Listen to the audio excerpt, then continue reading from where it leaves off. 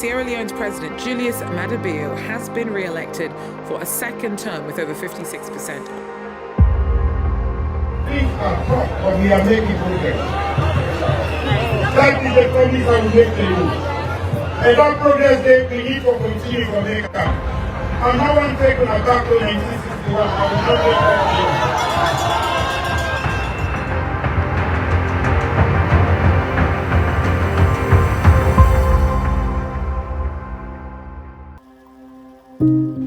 Two political parties have ruled Sierra Leone over the last 63 years of post-colonial rule. The opposition APC that has ruled 34 years, ruling SLPP for 23 years, and 6 years of military rule. The two parties largely rely on ethnic and regional support, and until April 2024, none had introduced open performance-based system for voters to assess their stewardship. In the absence of open performance-based system, we introduced the Biometer in 2018 to give every Sierra Leonean the information they need to know on whether politicians are failing or delivering on their promises. The IGR uses facts and evidence to rate progress on promises. We measure whether a promise has been fulfilled or significant progress made, whether little progress has been made, or if the promise has been broken or abandoned. Having monitored presidential campaign promises for 5 years, this documentary shows how the Institute is now moving from paper-based monitoring to online tracking. Before we show the presidential campaign promise tracker for 2023 to 2028, here is a recap of President Bio's performance on the 536 promises made in 2018. At the end of his first term, we noted that actions were taken on nearly 80% of the promises. Yet, these efforts did not result in the transformation that the majority of Sierra Leoneans expected. Now, 2 days this will not get like phone and they go off per way any day. So light not steady, food business so not the same thing. So same thing like trading no more. We don't see no changes. Everything food now rest long 1 million for the bag. Tell me to me go able to buy that. Me they don't pack the pay master money 150. Who's that made the pull 1 million for coffee in family? Now see they don't expensive na the market. So now me sell go me pull money now. It no go easy now because they don't expensive na the market. After the November 26 attempted coup, I see a lot of segregation of country among the tribes. If people say the 2018 promises were not as transformative as we expected, we should ask, why did Sierra Leone not register significant positive changes, even though President Bio made considerable progress on most promises? Majority of the promises in 2018 were on legal, legislative reforms and processes, rather than tangible results that could lead to transformative change. And I could see why politicians sometimes are reluctant to be honest. Politicians do know that voters want to hear tangible results, like free quality education, free healthcare, free energy. So when politicians know that their honest thoughts are not well received, they can either lie to gain votes, or sometimes be vague in their promises just to escape accountability. It appears the administration learnt from the last manifesto. President Bio's policy platform in 2023 to 2028 sets out clear and bold solutions to the main challenges and opportunities facing Sierra Leone. Bio clustered his campaign promises under 5 big game changers. I think the government's Big 5 game changers is a good document, and it's very focused, and if the government follows up on it, it will be very good for this country.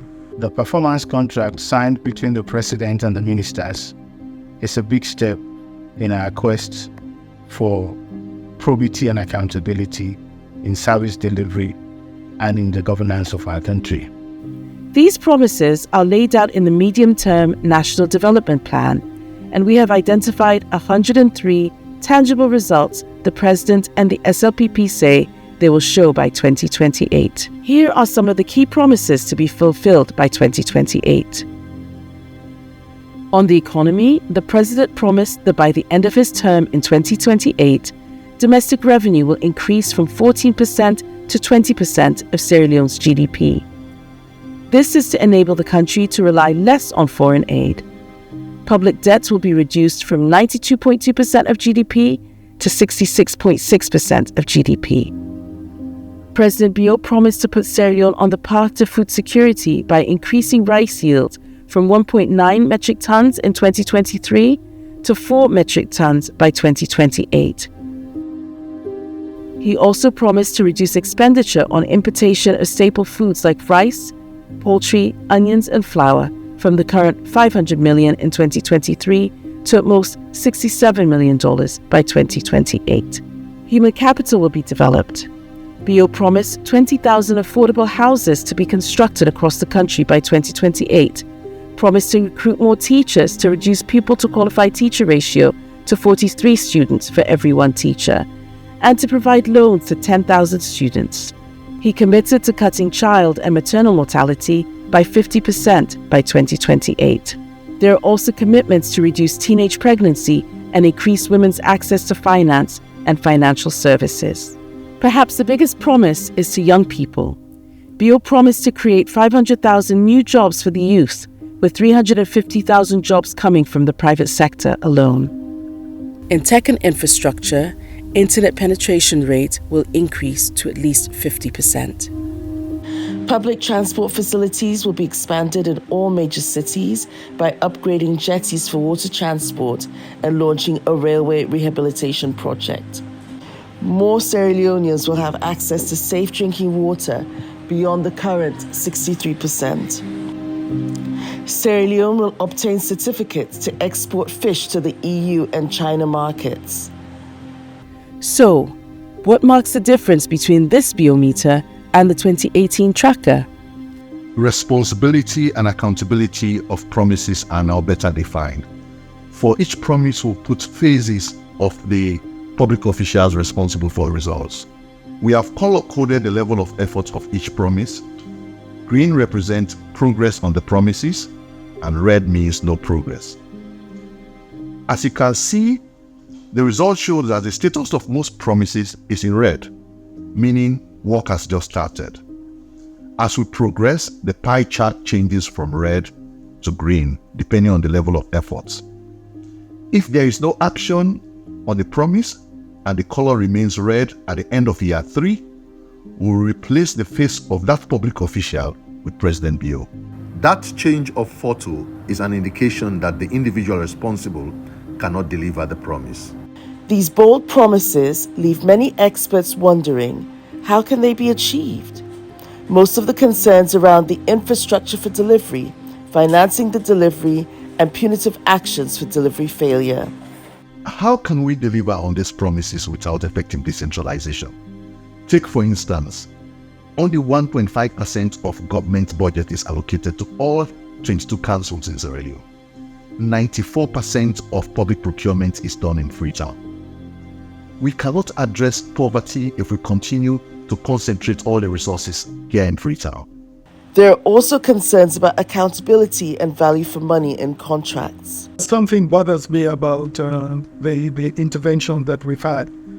In terms of ushering in private sector participation in that sector, we've not been very transparent, and we don't do our due diligence properly, and we're not getting value for money in terms of a lot of the agreements that are drawn up. This needs to be sorted out by the various parties in terms of doing proper feasibility studies and in terms of Parliament properly vetting most of these agreements. We cannot achieve this promise if we continue to have bogus and inflated prices from private contractors. In fact, this is the more reason why we may need an economic advisor based at State House to be supporting the president with good advice on some of these contracts. Again, we cannot achieve this plan without meaningful involvement of the private sector. On the matter of youth and employment and human resources development, which I think are interlinked, young people are still unemployed. Lots of people come from university, they don't have jobs. The youths that haven't got any educational qualifications haven't got any jobs, so it's very pervasive. However, I think that we'll raise this up and get 500,000 people, youths employed within a short time frame. I think it's a pie in the sky. I think we have to usher in private sector participation in both sectors. We need that in the infrastructure sectors. We need that in the tourism sector. While I would like to recognize the government's efforts in improving revenue generation and reviewing laws affecting business, I should point out that the burden on the private sector has increased. Government has made a commitment to create 500,000 jobs by 2028, and while it is working on attracting foreign direct investment, it should also consider engaging the private sector to increase the tax base, review business and employment laws specifically for SMEs, improve corporate governance, especially for medium companies. Commitment to reform, especially energy, was cited as the biggest enabler for delivery. We know that the government has done a good job in terms of increasing access to 35%. But nevertheless, the electricity supply is very epileptic, and we require it for industry, and the way forward has been well charted out. Well, I'm afraid that the government is not following through on the reform proposals that have been made. And until we follow through on the reform proposals that are very good, we will not be able to achieve this. Energy losses are still high. The sector is not well managed. Private sector participation has been proposed for the sector, where we've seen very little movement on that part. The government should also consider privatizing state-owned enterprises and put systems in place to improve the performance of those that are left in their care. Experts say that without penalties for delivery failures, including for civil servants, presidential campaign promises and performance bonds with ministers will mean nothing. We need to hold individuals individually as well as collectively responsible for the development outcomes. A performance system that is regular, robust and objective is good so that we can hold them accountable.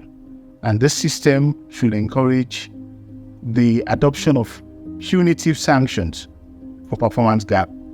We can grumble about APC and SLPP all day, but there is a third political force which we normally ignore, the civil service.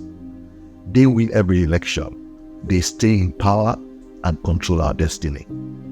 I think this new performance contract for ministers is a new way of judging the performance of civil servants in all ministries. All experts agree on 4 things we can do to increase results in President Bio's second term. Provide resources for effective local governance, be more open in contract negotiations and cut waste, meaningfully involve private sector, but above all, take punitive action on non-performance and underperformance. This tracker has empowered all Sierra Leoneans at home and abroad with tools to see and track the change we all voted for in 2023.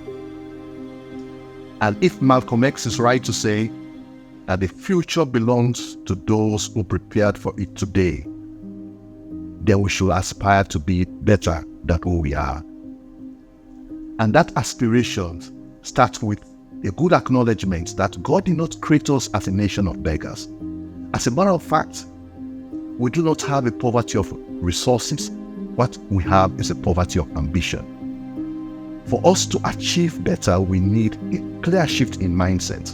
And that shift starts with the change in institutional behaviors on the part of both the ruling party and the opposition, and of course with the people. From opposition and civil society to the media and development partners, this Biometer tracker will now measure the quality of the contribution of all players in realizing this dream. Go to www.biometersl.com to track how well your government, parliament, and local councils are doing in delivering on their promises.